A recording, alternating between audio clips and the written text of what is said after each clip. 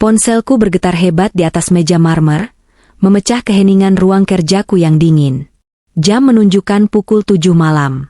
Seharusnya aku sudah pulang, menikmati bat bom mahal dan segelas anggur, tapi tumpukan audit perusahaan memaksaku lembur.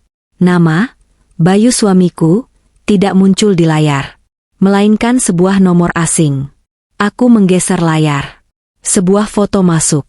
Resolusinya tinggi, pencahayaannya sempurna, seolah diambil oleh fotografer profesional.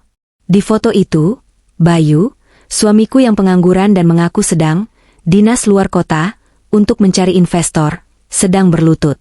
Di tangannya ada sebuah kotak bludru merah terbuka, menampilkan cincin berlian solitaire yang berkilauan menyakitkan mata. Di depannya, seorang wanita muda dengan gaun merah muda pastel, wajahnya penuh makeup tebal, menutup mulutnya dengan ekspresi kaget yang dibuat-buat. Latar belakangnya, Grand Ballroom Hotel Emerald. Salah satu venue termahal di kota ini. Dekorasi bunga mawar impor memenuhi ruangan. Itu adalah pesta pertunangan. Pesta pertunangan suamiku sendiri. Lalu, pesan teks masuk tepat di bawah foto itu. Lihatlah upik abu, kini suamimu melamarku dengan sangat romantis dengan pesta termewah. Siap-siap sebentar lagi kamu di depan hahaha. Hening. Jantungku tidak berdegup kencang karena sakit hati. Mataku tidak memanas karena air mata. Tenggorokanku tidak tercekat. Sebaliknya, sudut bibirku perlahan naik.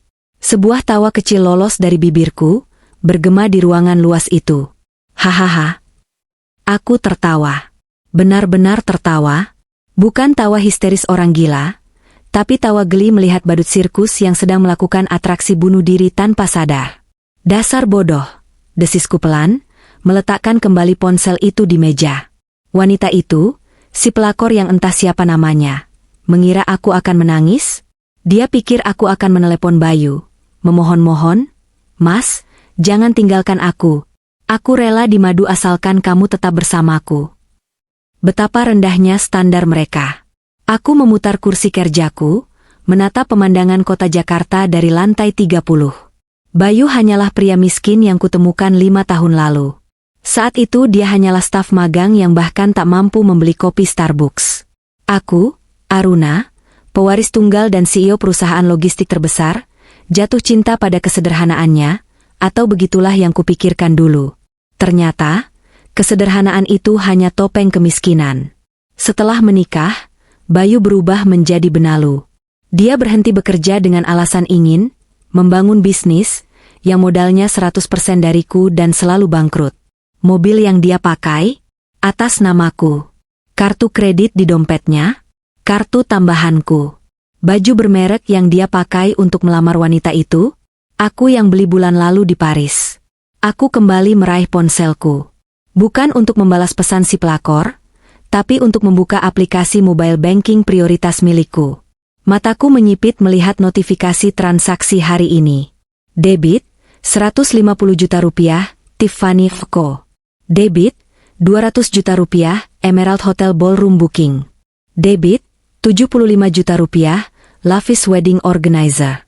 Darahku mendidih, bukan karena cemburu, tapi karena lancangnya dia. Dia menggunakan uangku, uang hasil keringatku mengurusi ratusan kontainer dan ribuan karyawan, untuk membiayai pelacur itu. Ambillah pria kere itu. Aku tak peduli, gumamku pada layar ponsel, seolah wanita itu bisa mendengarku. Tapi jangan harap kalian bisa berpesta pakai uangku. Jari-jariku menari lincah di atas layar. Langkah 1, pemblokiran total. Aku menekan menu card management. Kartu kredit platinum, suplementari, Bayu blokir permanen. Kartu debit prioritas, Jincom pindahkan dana ke rekening pribadi. Saldo sisa, Rp0. Kartu kredit black card, suplementari, Bayu laporkan hilang dicuri. Dalam hitungan detik, akses Bayu ke dunia kemewahan telah putus. Dia sekarang hanyalah pria dengan dompet berisi plastik tak berguna. Langkah 2, penyitaan aset. Aku membuka aplikasi pelacak GPS yang terpasang di semua armada perusahaanku, termasuk mobil pribadi. Mobil Range Rover hitam yang dibawa Bayu terdeteksi parkir di basement Hotel Emerald. Aku menelepon Pak Joko, kepala keamanan kantorku yang setia. "Pak Joko, Bawa kunci cadangan Range Rover hitam B1 Ayu. Lokasinya di Hotel Emerald. Bawa 2 orang tim keamanan berbadan besar. Ambil mobilnya sekarang juga. Kalau ada yang menghalangi, bilang mobil itu dilaporkan dicuri dan kalian sedang mengamankan aset perusahaan. Siap, Bu Aruna. Laksanakan segera, jawab Pak Joko tegas tanpa banyak tanya. Langkah 3, hadiah kejutan. Aku membuka laci mejaku. Di sana ada sebuah amplop coklat tebal yang sudah kusiapkan sejak seminggu lalu. Sebenarnya, aku sudah tahu Bayu berselingkuh. Detektif sewaanku sudah memberikan laporan lengkap.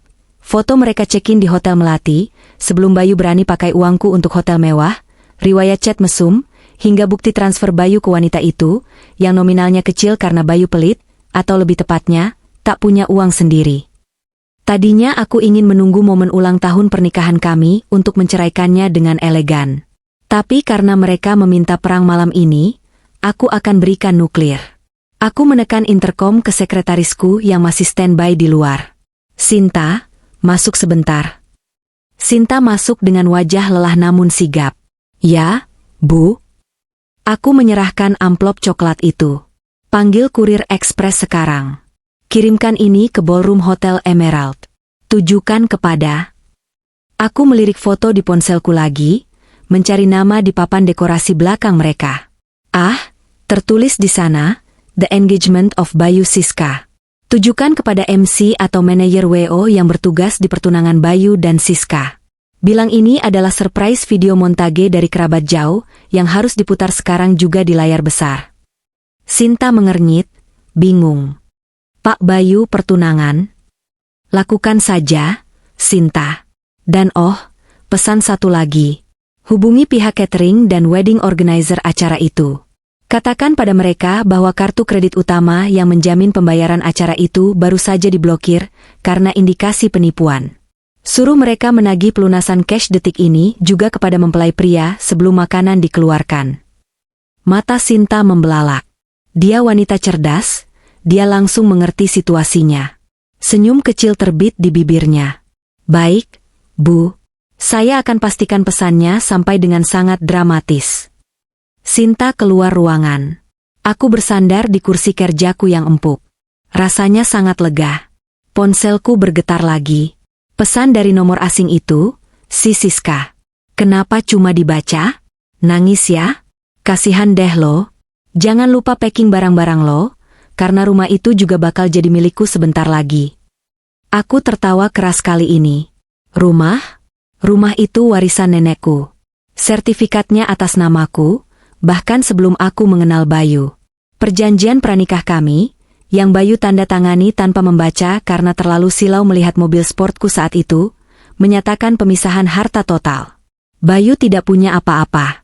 Dan Siska, wanita malang itu, sedang menggali kuburannya sendiri dengan sendok berlian yang dia pikir asli. Aku mengetik balasan singkat. Selamat menikmati pestanya, Siska. Nikmati setiap detiknya. Karena mulai jam 8 malam ini, Cinderella akan kembali menjadi babu, dan pangeranmu akan kembali menjadi kodok. PS, cek saldo ATM calon suamimu sebelum potong kue. Send. Aku mematikan ponselku. Aku tidak perlu melihat balasannya. Aku bisa membayangkan kepanikan yang akan terjadi dalam 30 menit ke depan. Aku bangkit, merapikan blazerku, dan mengambil tas Hermisku. Malam ini aku akan tidur nyenyak di apartemen pribadiku yang tidak diketahui Bayu. Besok pagi, pengacaraku akan mengurus sisanya. Tapi sebelum itu, biarkan pertunjukan sirkus di Hotel Emerald dimulai. Di Hotel Emerald, Siska tersenyum puas menatap layar ponselnya. Centang 2 biru. Dibaca, tapi tidak dibalas. Mampus kamu, batin Siska. Dia merasa di atas angin. Lihatlah cincin ini, lihatlah pesta ini. Bayu bilang dia adalah pengusaha tambang sukses yang sedang jenuh dengan istrinya yang mandul dan membosankan. Siska merasa dia adalah pemenang.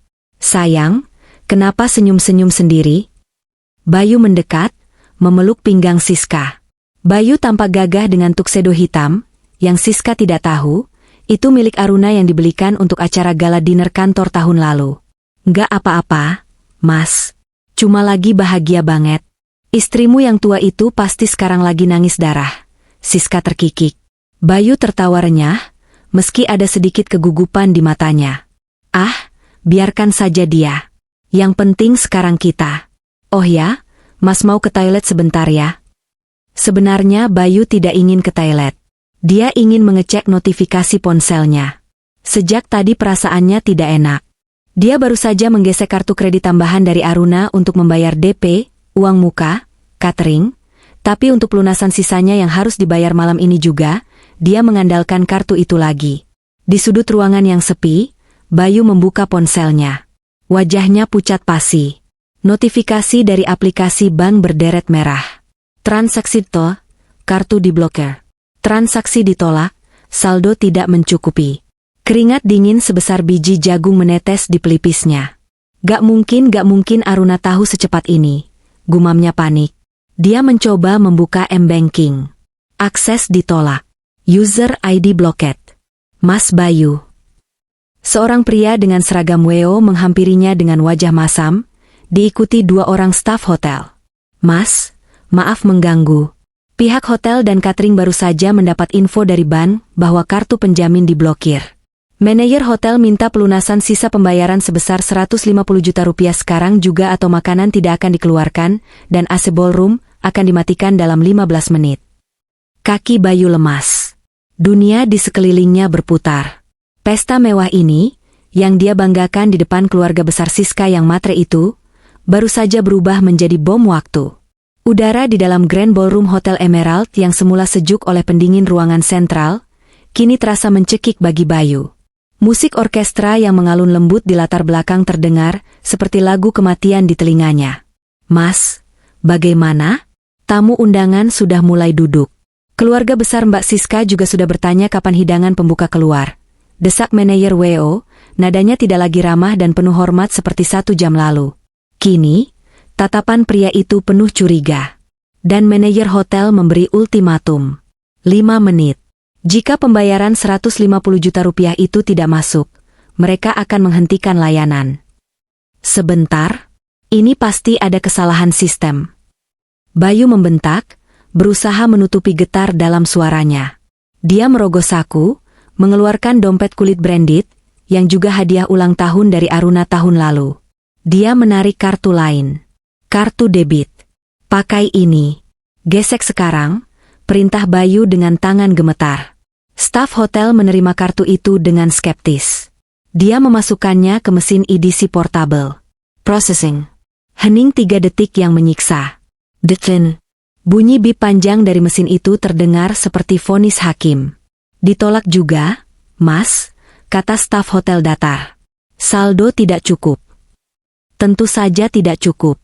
Bayu baru ingat, rekening itu adalah rekening gabungan di mana Aruna adalah pemegang utamanya. Aruna pasti sudah menarik semua dananya. Ada apa ini, Mas? Suara manja Siska memecah ketegangan. Wanita itu muncul dengan gaun pertunangannya yang menyapu lantai, wajahnya berseri-seri, tidak menyadari badai yang sedang menggulung di atas kepalanya. Di belakangnya, Ibunda Siska, Bu Ratmi, wanita parubaya dengan leher penuh emas, ikut mendekat. Iya nih, Nak Bayu, kok cateringnya belum keluar? Tante sudah lapar. Loh, teman-teman sosialita tante juga sudah nungguin zupa soup yang katanya spesial itu, timpal Bu Ratmi sambil mengibaskan kipas tangannya. Wajah Bayu berubah dari pucat menjadi hijau. Siska, tante ini ada sedikit masalah teknis dengan mesin bank hotel. Sinyalnya jelek. Masa hotel bintang 5 sinyalnya jelek? Cibir manajer WO, sudah kehilangan kesabaran. Dia menatap Siska dan ibunya. Maaf, Bu. Masalahnya bukan di sinyal kami. Tapi semua kartu kredit dan debit Pak Bayu diblokir dan saldonya kosong. Kami butuh pelunasan 150 juta sekarang, atau acara ini kami bubarkan. Apa? Bu Ratmi memekik, suaranya melengking hingga membuat beberapa tamu di meja terdekat menoleh. Bayu, apa maksudnya ini? Kamu bilang kamu pengusaha tambang sukses. Masa bayar catering saja kartu ditolak? Siska menatap Bayu dengan tatapan tak percaya. Mas, kamu bercanda kan? Ini prank buat aku kan? Sebelum Bayu sempat mengarang alasan baru, keributan lain terjadi di pintu masuk ballroom. 2 orang petugas keamanan hotel yang bertubuh kekar sedang berusaha menahan 3 orang pria berjaket kulit hitam yang menerobos masuk. Pria terdepan adalah Pak Joko, kepala keamanan perusahaan Aruna. Wajahnya garang, tatapannya tajam mencari seseorang di tengah kerumunan. Saat matanya menangkap sosok Bayu, Pak Joko langsung melangkah lebar, mengabaikan protes resepsionis tamu. "Pak Bayu," panggil Pak Joko lantang. Suaranya menggelegar di ruangan yang akustiknya sangat baik itu. Seluruh tamu undangan terdiam. Musik orkestra berhenti mendadak karena dirigennya kaget. Bayu mundur selangkah. Pak Joko, ngapain kamu di sini?" Pak Joko tidak basa-basi. Dia mengangkat sebuah kunci mobil. "Saya diperintahkan oleh Ibu Aruna untuk mengambil aset perusahaan. Mobil Range Rover hitam plat B1 Ayu yang Bapak bawa, itu terdaftar sebagai inventaris kantor pusat. Karena Bapak bukan lagi karyawan dan terindikasi menyalahgunakan fasilitas untuk kepentingan pribadi di luar jam kerja, kami sita sekarang." Bisik-bisik mulai terdengar di antara para tamu. "Itu mobil kantor?" "Loh, katanya mobil pribadi hadiah buat calon istri. Jadi dia cuma karyawan?" Siska mematung. Wajahnya merah pada menahan malu. "Mas, itu mobil kantor? Kamu bilang itu mobil kamu sendiri yang baru beli bulan lalu." Bayu tergagap, keringat dingin membasahi kerah kemejanya. "Bukan, Siska, dengerin dulu. Aruna itu dia cuma iri. Dia berusaha sabotase acara kita." "Sabotase atau tidak," potong Pak Joko tegas, "kuncinya sudah di tangan saya. Tim saya sedang menderek mobilnya di lobi sekarang. Dan satu lagi, Pak Bayu." Pak Joko menatap tajam. "Ibu Aruna berpesan, jas yang Bapak pakai itu juga dibeli pakai kartu kredit perusahaan untuk acara gala tahun lalu. Tolong dikembalikan besok, atau kami lapor polisi atas tuduhan penggelapan aset." "Keterlaluan!" Bu Ratmi berteriak histeris. Dia memukul lengan Bayu dengan tas tangannya. "Kamu nipu kami? Kamu bilang kamu yang punya perusahaan logistik itu. Ternyata kamu cuma kacung yang pakai fasilitas kantor?" Suasana kacau balau. Namun, mimpi buruk Bayu belum berakhir. Tiba-tiba, lampu ballroom meredup. Perhatian semua orang teralihkan ke layar proyektor raksasa di panggung utama, di belakang kursi pelaminan yang kosong. Seharusnya, di sana diputar video prewedding romantis Bayu dan Siska di Bali. Tapi yang muncul di layar bukanlah pemandangan pantai Bali. Layar itu menampilkan sebuah video slideshow dengan musik latar sirkus yang konyol. Slide 1, tangkapan layar chat WhatsApp. Kontak bernama, "Istriku ATM berjalan." Isi chat, "Yang, transferin dong 5 juta. Aku mau traktir klien makan siang nih, biar dapat proyek."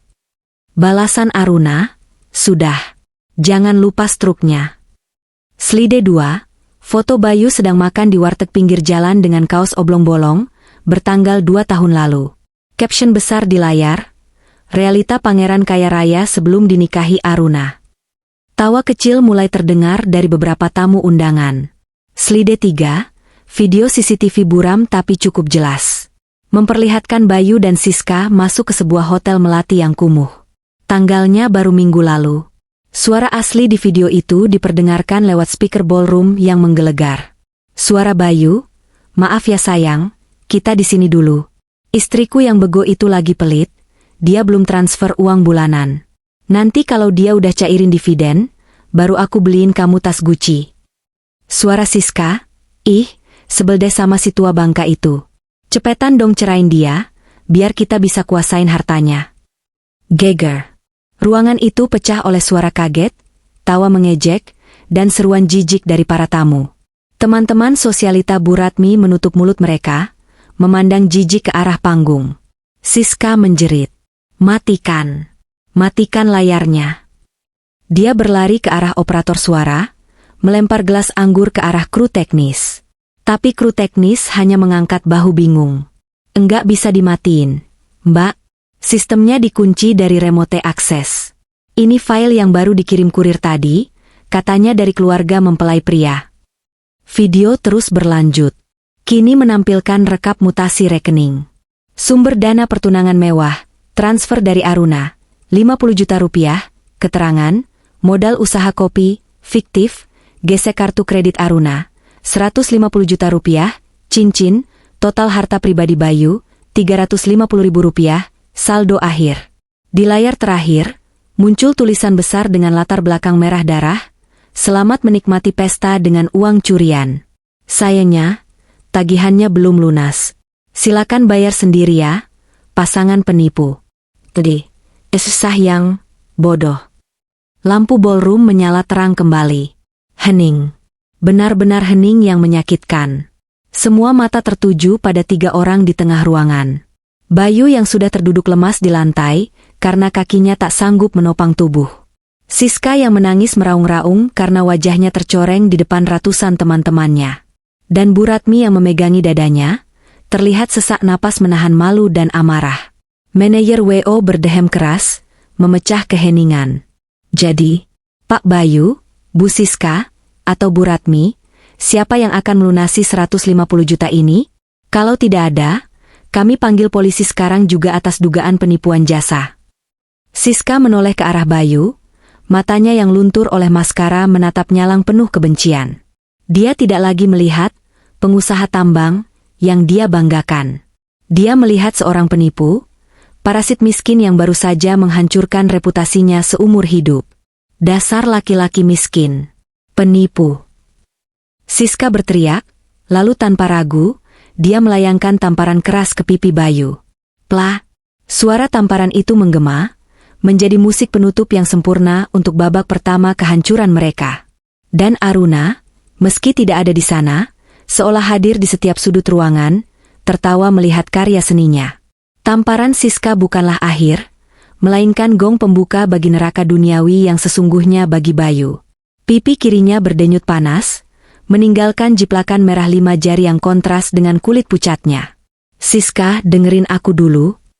Bayu merintih, tangannya mencoba menggapai tangan Siska. Jangan sentuh aku dengan tangan kotormu. Siska menepis kasar. Air mata yang bercampur maskara hitam meleleh di pipinya, membuatnya terlihat seperti badut yang sedang berduka. Kamu bilang kamu bos. Kamu bilang istri kamu cuma ibu rumah tangga bodoh yang gak ngerti bisnis. Ternyata kamu yang benalu. Kamu parasit. Belum sempat Bayu membela diri, sebuah tas tangan keras menghantam kepalanya dari belakang. Buge. Bu Ratmi, ibunda Siska, mengamuk membabi buta. Wanita parubaya yang biasanya menjaga image elegan itu, kini tak ubahnya orang kesurupan. Dia memukuli punggung dan bahu Bayu dengan tas branded, yang entah asli atau palsu, sekuat tenaga. Dasar laki-laki kere. Penipu. Kamu mau bikin anak saya mati kelaparan. Hah? Teriak Bu Ratmi histeris. Napasnya memburu. Kamu tahu betapa malunya kami? Keluarga besar kami datang semua. Teman-teman arisan saya ada di sini. Kamu hancurkan martabat keluarga ningrat kami. Tante, aduh. Tante sakit. Bayu meringkuk melindungi kepalanya. Dia, pria yang sejam lalu berdiri tegak bak raja, kini meringkuk di lantai ballroom seperti tikus got yang terpojok. Di sekeliling mereka, para tamu undangan tidak lagi diam. Rasa kaget telah berganti menjadi rasa jijik dan cemoohan. Gila ya, ternyata modal nipu istri sah. Pantesan pestanya mewah banget, ternyata pakai duit curian. Ih, si Siska juga sama aja, pelakor kok bangga. Kena batunya kan sekarang. Yang lebih parah, Bayu melihat kilatan lampu flash dari berbagai arah. Bukan dari fotografer resmi, melainkan dari ponsel para tamu. Beberapa orang terang-terangan melakukan live Instagram dan TikTok. Guys, lihat nih, drama real life pelakor kena karma instan di Hotel Emerald. Plot twist parah, cowoknya ternyata pengangguran. Ujar seorang selebgram lokal yang diundang Siska, berbicara ke arah kamera ponselnya tanpa rasa bersalah. Reputasi Siska dan Bayu hancur secara real time, disiarkan ke ribuan penonton dunia maya. Manajer hotel, Pak Gunawan, akhirnya melangkah maju menembus kerumunan. Wajahnya dingin dan kaku. Di belakangnya, 2 petugas keamanan hotel berdiri siap sedia. Cukup dramanya. Suara Pak Gunawan tegas, menghentikan amukan Bu Ratmi. Kami tidak peduli dengan masalah rumah tangga kalian. Yang kami pedulikan adalah tagihan. Pak Gunawan menyodorkan selembar kertas tagihan panjang ke depan wajah Bayu yang masih berlutut. Total tagihan untuk venue, dekorasi tambahan, dan catering yang sudah disiapkan adalah 225 juta rupiah. Deposit yang masuk baru 75 juta rupiah. Sisa tagihan 150 juta rupiah harus dilunasi sekarang. Detik ini juga. Bayu menelan ludah. Tenggorokannya kering kerontang. Pak, tolong beri saya waktu. Besok saya janji. Tidak ada besok, potong Pak Gunawan. Sistem kami menolak pembayaran tunda untuk klien yang terindikasi fraud atau penipuan. Jika Bapak tidak bisa bayar, kami akan serahkan ke polisi yang kebetulan sedang patroli di depan hotel. Bayu menoleh ke arah Siska dan Bu Ratmi dengan tatapan memelas. Siska, Tante, tolong talangi dulu. Nanti Bayu ganti. Bayu janji akan cari pinjaman. Enak aja. Bu Ratmi melotot sampai matanya hampir keluar. Kamu yang bikin acara, kami yang suruh bayar, kami ini korban penipuan kamu. Siska, ayo kita pulang. Biar laki-laki gila ini busuk di penjara. Bu Ratmi menarik tangan Siska. Siska, yang masih sesenggukan, memandang cincin berlian di jarinya. Cincin yang tadi dia pamerkan di foto. Cincin itu. Suara Pak Joko, kepala keamanan Aruna, tiba-tiba terdengar lagi. Dia masih berdiri di sana, melipat tangan di dada dengan santai, menikmati pertunjukan. Cincin itu dibeli pakai kartu kredit Ibu Aruna pagi ini. Struknya ada di saya. Itu barang bukti penggelapan. Lepaskan, Mbak. Siska ternganga. Dia menatap cincin itu dengan tatapan horor, seolah benda itu tiba-tiba berubah menjadi bara api. Dengan kasar, dia mencabut cincin itu dari jari manisnya dan melemparnya ke arah wajah Bayu. Ambil nih sampah lo. Cincin itu memantul di dahi Bayu dan jatuh berdenting di lantai marmer. Dan jas itu, Pak Joko menunjuk tuxedo yang dipakai Bayu. Sekarang, Pak Bayu, lepas jasnya. Itu aset perusahaan. Saya tidak mau menunggu sampai besok. Takutnya Bapak jual buat beli nasi bungkus. Wajah Bayu merah padam, warnanya hampir ungu karena malu. Pak Joko, tolonglah, jangan di sini. Saya pakai baju apa nanti?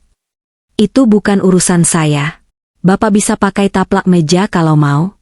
Cepat, atau saya panggil polisi untuk pasal pencurian aset korporasi. Dengan tangan gemetar hebat, disaksikan ratusan pasang mata yang menatap jijik, Bayu perlahan membuka kancing jas mahalnya. Dia melepas jas itu, lalu rompinya, hingga menyisakan kemeja putih yang kini basah kuyup oleh keringat. Dia menyerahkan jas itu pada Pak Joko. Pak Joko menerimanya, memeriksanya sebentar, lalu mengangguk. Terima kasih. Silakan lanjutkan urusan utang piutang Anda. Pak Joko berbalik dan berjalan keluar ruangan dengan langkah tegap, meninggalkan Bayu yang telah dilucuti harga dirinya, hartanya, dan martabatnya hingga ke titik nol. Namun, urusan dengan pihak hotel belum selesai. Jadi, Pak Gunawan mengetuk-ngetukkan kakinya. Siapa yang bayar? Siska dan Bu Ratmi sudah berbalik hendak kabur, tapi dua security hotel menghalangi jalan mereka. Maaf, Bu, kata security itu datar. Sesuai kontrak WO, nama Ibu Siska juga tercantum sebagai penanggung jawab acara kedua. Jika mempelai pria tidak bisa bayar, mempelai wanita yang harus menanggung, atau keduanya kami tahan di kantor manajer sampai ada penyelesaian. Apa? Bu Ratmi menjerit lagi. Saya tidak punya uang segitu tunai. Kalian mau memeras kami? Bukan memeras, Bu. Ini bisnis. Makanan sudah dimasak, ruangan sudah didinginkan, bunga sudah dipasang. Kalian nikmati atau tidak, biayanya tetap berjalan, jawab Pak Gunawan dingin. Siska merosot ke lantai, gaun pastelnya yang indah kini menyapu debu. Pesta pertunangan impiannya telah berubah menjadi adegan penyanderaan. Dia melirik tamu undangan.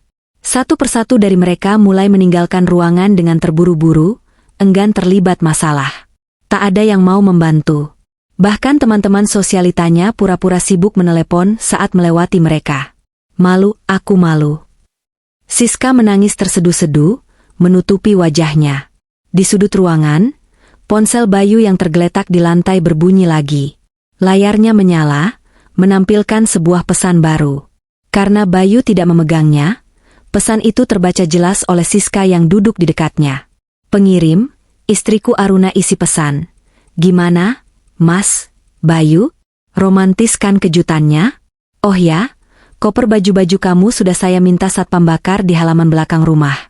Jangan pulang ke rumah ya, kuncinya sudah saya ganti dengan sistem sidik jari. Selamat tidur di jalanan. Bayu membaca pesan itu dari kejauhan. Lututnya benar-benar kehilangan tenaga. Dunianya gelap. Bawa mereka ke kantor manajemen, perintah Pak Gunawan kepada security. Tahan KTP mereka semua. Dan panggil polisi untuk memproses laporan penipuan pembayaran jika dalam 1 jam dana tidak masuk. Bayu diseret paksa oleh security. Siska dan Bu Ratmi digiring sambil terus memaki-maki Bayu. Di luar hotel, hujan deras mulai turun. Langit seolah ikut meludah, menyambut nasib Bayu yang sebentar lagi akan terlempar ke jalanan yang dingin dan kejam, tanpa uang, tanpa istri, tanpa selingkuhan, dan tanpa harga diri.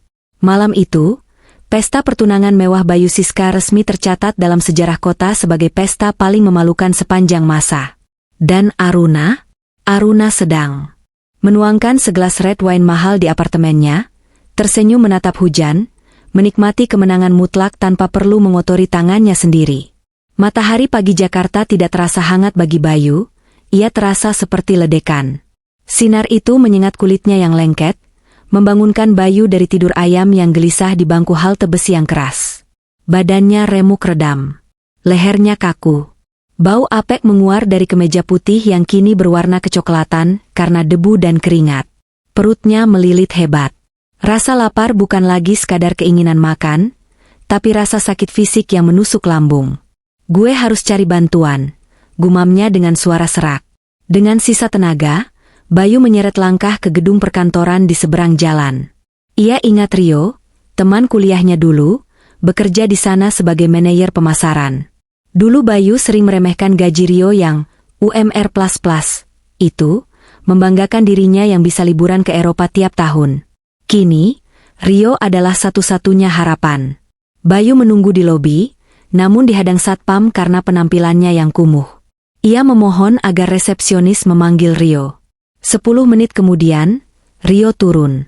Penampilannya rapi, wangi, dan segar. Kontras sekali dengan Bayu yang seperti gembel. Bayu? Rio menatap tak percaya, lalu menutup hidungnya sedikit. Gila, gue pikir resepsionis bohong. Lo kenapa jadi begini? Yo, tolong gue. Bayu memelas, tangannya gemetar. Pinjemin gue duit, atau kasih gue kerjaan. Gue diusir Aruna. Gue belum makan dari kemarin. Rio tertawa kecil, tawa yang dingin. Kerjaan? Lo mau kerja? Lo nggak buka LinkedIn pagi ini? Rio menyodorkan ponselnya. Di layar, terpampang sebuah postingan viral dari akun resmi HR Community Jakarta. Alert, do not he. Nama, Bayu Pratama. Kasus, penggelapan aset perusahaan, penipuan vendor, dan penyalahgunaan jabatan. Bukti, terlampir, foto CCTV Bayu membawa kabur aset, bukti transfer palsu. Status, blacklist di Asosiasi Logistik dan Perkantoran. Darah Bayu tersirap. Aruna benar-benar mematikan karirnya sebelum ia sempat melamar. Aruna itu anggota Dewan Kehormatan Asosiasi, B. Satu jentikan jari dia, nama lo busuk di seluruh Jakarta. Nggak ada perusahaan waras yang mau terima lo, bahkan jadi office boy sekalipun, jelas Rio tanpa simpati. Tapi kita temen, yo. Teman? Rio mendengus. Waktu nikah sama Aruna, lo unfollow gue. Lo bilang level kita beda. Lo bener, sekarang level kita emang beda. Gue di dalam gedung AC, lo di jalanan. Rio berbalik badan. Satpam, tolong bersihkan area lobi. Ada sampah mengganggu pemandangan. Rio, tunggu. Kasih gue 50.000 aja. Teriak Bayu saat diseret satpam keluar. Pintu kaca otomatis tertutup, memisahkan Bayu dari dunia manusia beradab. Terlempar kembali ke trotoar panas, keputusasaan Bayu memuncak. Ia mencoba melamar ke ruko-ruko kecil di sekitar situ. Penjaga toko kelontong mengusirnya karena takut ia maling. Tukang cuci piring di warung makan menolaknya karena ia terlihat terlalu kotor. Ijazah S1-nya tidak ada artinya tanpa pengalaman kerja nyata, karena selama ini ia hanya menjabat di perusahaan Aruna tanpa bekerja. Sore harinya, Bayu duduk lemas di pinggir selokan. Di depannya, ada seekor kucing liar sedang memakan sisa ayam goreng yang dibuang seseorang di styrofoam. Potongan ayam itu masih terlihat utuh, hanya sedikit kotor terkena debu. Air liur Bayu menetes. Harga dirinya berteriak jangan, tapi lambungnya berteriak makan. Tangan Bayu perlahan terulur, bersaing dengan kucing liar itu untuk memperebutkan sisa makanan sampah. Saat jari-jarinya menyentuh ayam dingin itu, air matanya menetes. Inilah level barunya. Bukan lagi suami CEO, tapi rival kucing jalanan. Dan di Menara Gading sana, Aruna pasti sedang tersenyum puas. Harapan terakhir Bayu adalah pulang kampung. Di kepalanya yang pening karena kelaparan, terbayang rumah sederhana orang tuanya di Jawa Tengah. Di sana, setidaknya dia bisa makan nasi hangat dengan tempe goreng buatan ibunya. Dia yakin, seburuk apapun anaknya, orang tua pasti akan menerima. Bayu berhasil memelas kepada seorang pemilik warung rokok untuk meminjam ponsel jadul selama 1 menit. Dengan tangan gemetar, dia menekan nomor rumah ibunya. Tut, tut. Halo? Assalamualaikum. Suara ibunya terdengar di ujung sana. Suara yang sangat dirindukannya. Waalaikumsalam, Bu. Ini Bayu. Bu, ucap Bayu, air matanya langsung tumpah. Suaranya serak menahan tangis. Bu, Bayu mau pulang. Bayu di Jakarta nggak punya apa-apa. Bayu hilaf, Bu. Hening sejenak. Bayu mengharapkan isak tangis rindu atau setidaknya omelan khawatir. Namun, yang terdengar adalah helaan napas panjang yang penuh amarah. Jangan pulang, Bayu.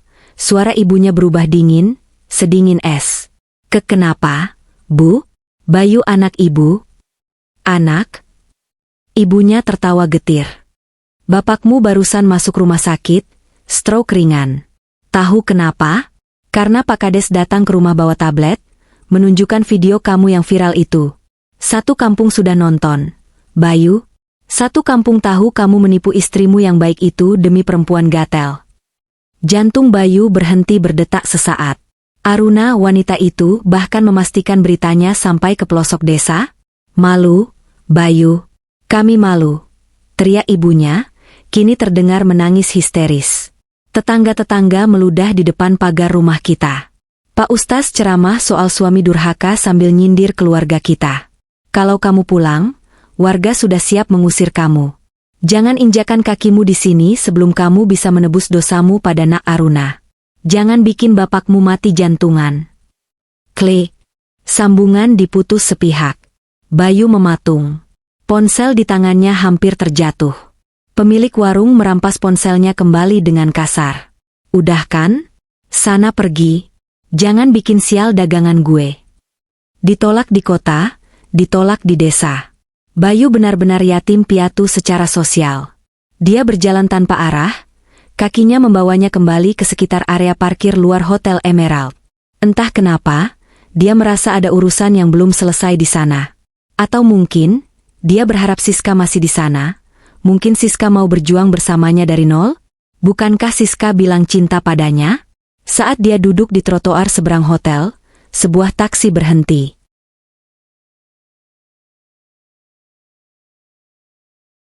Siska keluar dari taksi itu. Tapi penampilannya berantakan. Matanya bengkak, rambutnya kusut. Dia tidak terlihat membawa tas branded lagi, hanya membawa tas kresek besar berisi barang-barang pribadi. Siska, panggil Bayu, sedikit harapan muncul di matanya. Dia bangkit dan berlari kecil mendekat. Siska menoleh.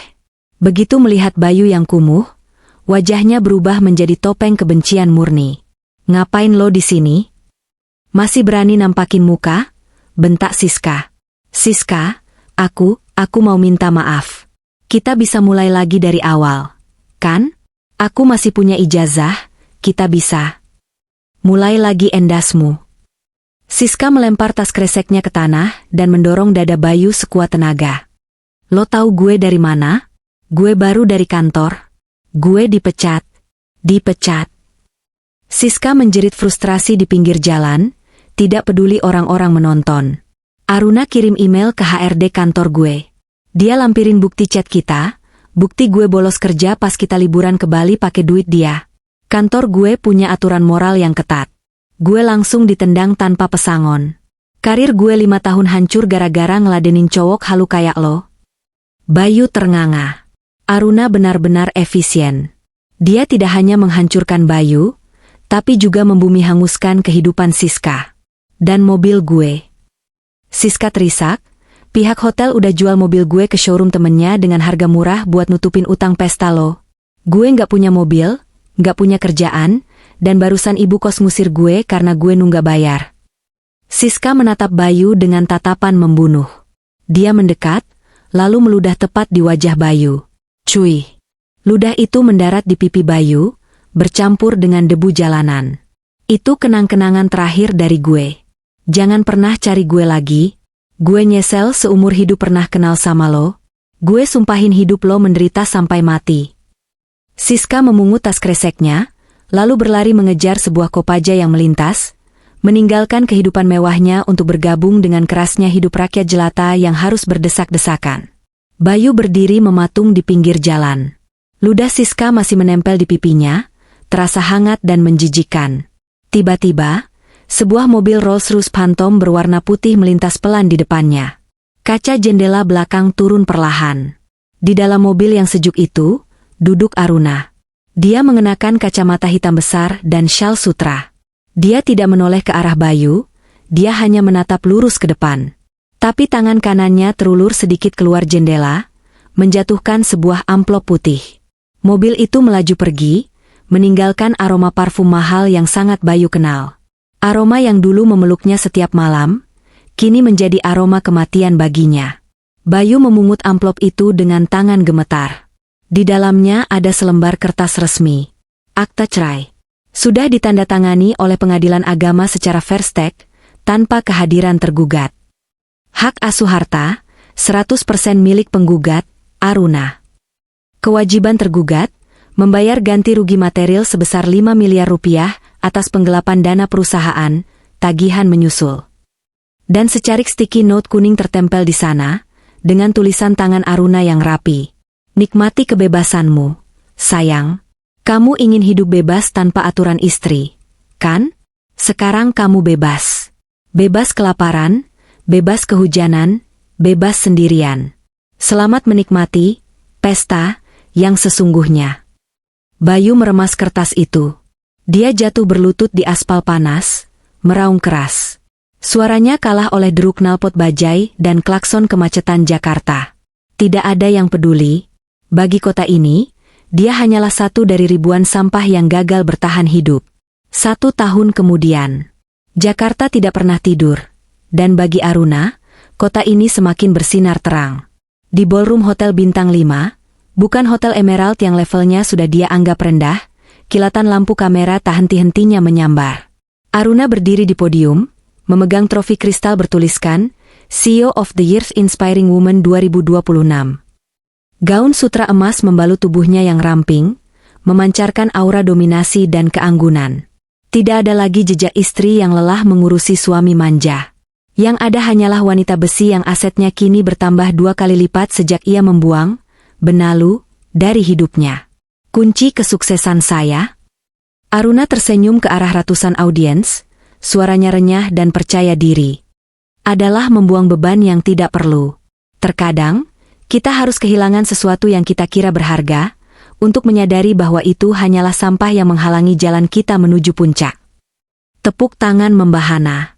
Di barisan depan, rekan-rekan bisnis menatap kagum. Di sudut ruangan, para pelayan sibuk menuangkan sampanye. Di antara para pelayan itu, ada seorang wanita dengan seragam kemeja putih yang sedikit kekuningan di bagian ketiak dan rok hitam kusam. Wajahnya terlihat jauh lebih tua dari usianya. Keriput halus mulai muncul di sudut matanya, dan tangannya kasar penuh bekas luka sabun cuci piring. Itu Siska. Siska menunduk dalam-dalam, berusaha menyembunyikan wajahnya di balik nampan kotor yang dia bawa. Dia bekerja sebagai tenaga harian lepas catering, pekerjaan yang dia dapatkan dengan susah payah setelah dipecat dari kantor lama dan ditolak di mana-mana karena reputasi buruknya di internet. Dia mendengar pidato Aruna. Setiap kata yang diucapkan Aruna terasa seperti sayatan silet di hatinya. Dulu, Siska menertawakan Aruna sebagai upik abu.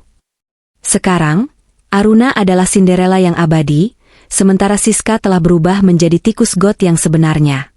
"Heh, kamu. Jangan melamun." Hardik kepala pelayan, menyenggol lengan Siska. "Cepat bawa piring kotor itu ke belakang. Kalau pecah, gaji kamu bulan ini saya potong habis." "Baik, Pak," cicit Siska. Saat Siska berbalik menuju dapur yang panas dan bau, dia sempat melirik layar besar yang menampilkan wajah close-up Aruna yang bersinar. Air mata Siska menetes ke atas sisa makanan orang lain di piring yang dia bawa. Dia menyesal? Tentu saja. Tapi penyesalan tidak bisa membeli waktu. Dia telah menggadaikan masa depannya demi pria yang ternyata tidak punya apa-apa.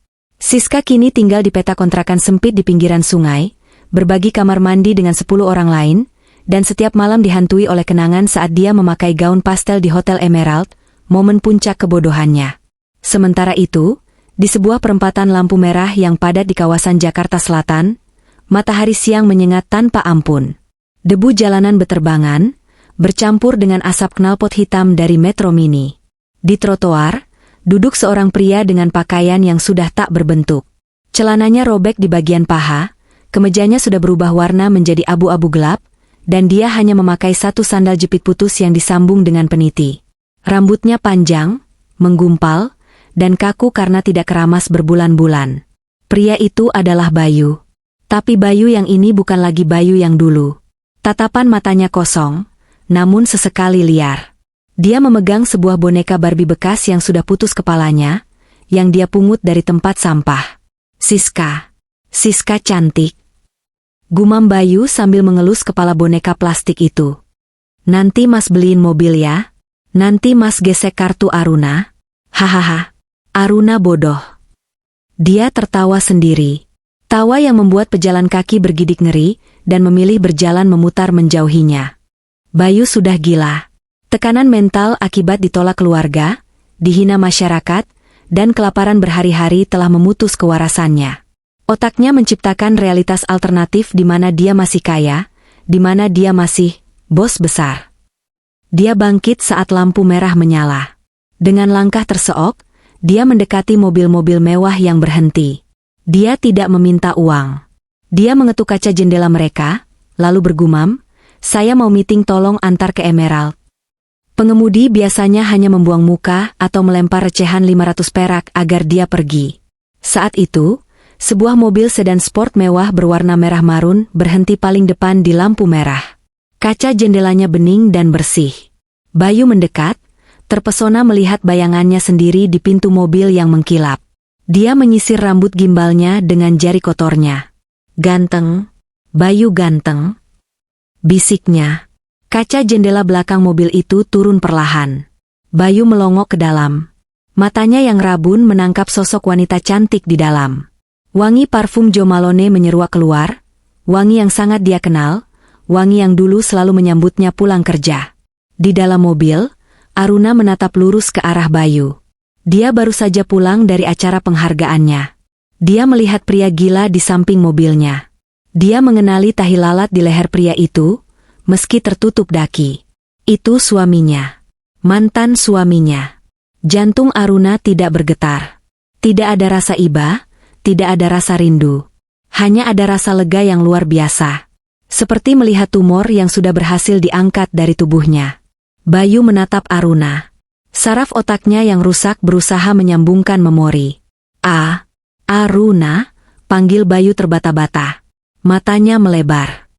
"Istriku? ATM-ku?" Bayu mencoba menggapai tangan Aruna. Tangan kotornya hendak menyentuh pintu mobil mulus itu. "Aruna, minta duit." Bayu lapar.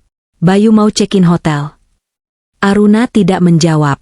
Dia hanya menaikkan alisnya sedikit, menatap Bayu dengan tatapan dingin, seolah menatap kecoa. Dia menekan tombol intercom ke sopirnya. Jalan, Pak. Lampu sudah hijau. Jangan biarkan sampah mengotori mobil saya. Siap, Bu, jawab sopir. Kaca jendela perlahan naik kembali, menutup akses Bayu selamanya. Aruna, jangan tinggalin aku. Aku suamimu. Aku raja. Bayu berteriak histeris, memukul kaca mobil yang kini tertutup rapat. Mobil merah itu melaju mulus, meninggalkan Bayu yang tersungkur di aspal panas karena kehilangan keseimbangan. Asap knalpot menerpa wajahnya. Bayu meraung di tengah jalan, menangis seperti bayi. Para pengendara motor di belakangnya membunyikan klakson dengan marah. Minggir woi, orang gila, teriak seorang pengendara ojek, menendang pelan kaki Bayu agar menepi. Bayu merangkak ke pinggir trotoar, memeluk boneka Barbie tanpa kepala itu erat-erat. Hujan mulai turun rintik-rintik. Dia kedinginan, dia lapar, dan untuk sesaat yang singkat, kewarasannya kembali hanya untuk memberitahunya bahwa dia telah kehilangan segalanya karena keserakahannya sendiri. Rasa sakit dari kesadaran itu lebih perih daripada perutnya yang kosong. Lalu, kegilaan itu merenggutnya kembali. Dia tertawa lagi, menadah air hujan dengan mulutnya. Pesta-pestanya mewah hahaha. Di dalam mobil yang melaju kencang menuju kawasan elit Menteng, Aruna menyandarkan kepalanya di jok kulit yang empuk.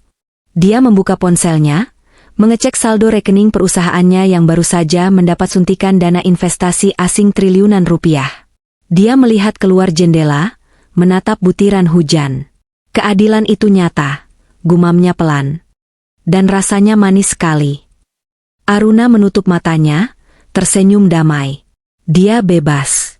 Dia menang. Dan kisah tentang pelakor yang pamer cincin serta suami benalu yang sok kaya, kini hanyalah sebuah anekdot lucu yang akan dia tertawakan di masa lalu, sebuah bab busuk yang sudah dia tutup rapat-rapat. Langit Jakarta bergemuruh, seolah ikut merayakan kemenangan sang istri sah dan menghukum para pengkhianat di bawah guyuran hujan yang dingin dan sepi.